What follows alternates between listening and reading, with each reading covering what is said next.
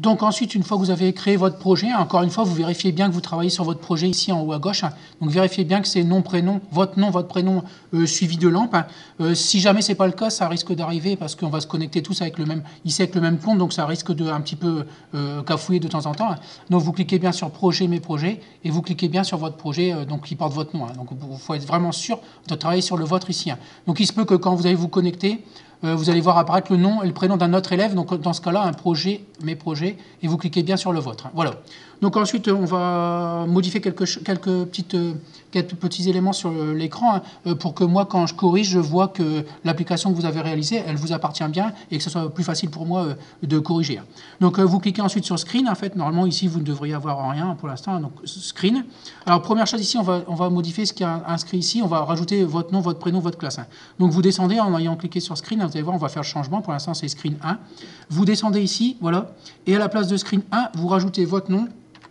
Voilà, votre prénom, ainsi que votre classe. Donc je vais vérifier si je ne me suis pas trompé. Voilà, votre prénom, pardon. Alors ici, vous pouvez y aller, vous pouvez mettre, donc vous ne mettez pas nom, prénom, classe, mais vous mettez bien votre nom, votre prénom, votre classe.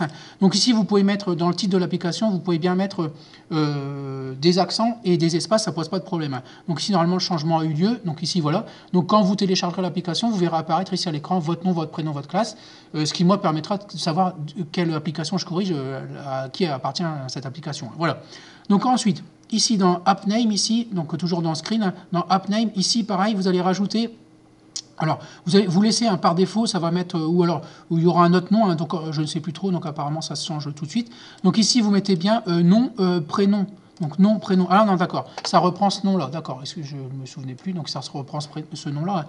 Donc ici, App Name, je vais vous expliquer à quoi ça sert, vous pouvez y aller, vous pouvez enlever vous pouvez enlever les espaces et rajouter des accents, ça c'est pas gênant. Donc en fait, voilà, ici dans App Name, vous mettez votre nom, votre prénom et lampe, et suivi de votre classe, pardon, on va mettre la classe aussi, voilà. Donc en fait, App Name c'est quoi en fait? Quand vous allez télécharger votre application sur le smartphone, sur l'écran d'accueil du smartphone va être créé un petit bouton. Voilà. Et en dessous du petit bouton, donc le bouton sur lequel vous appuyez pour lancer l'application, et en dessous du petit bouton, il y a le nom de l'application. Et bien c'est ce nom-là qui va apparaître. D'accord? Donc vous rajoutez bien nom, prénom, classe et lampe.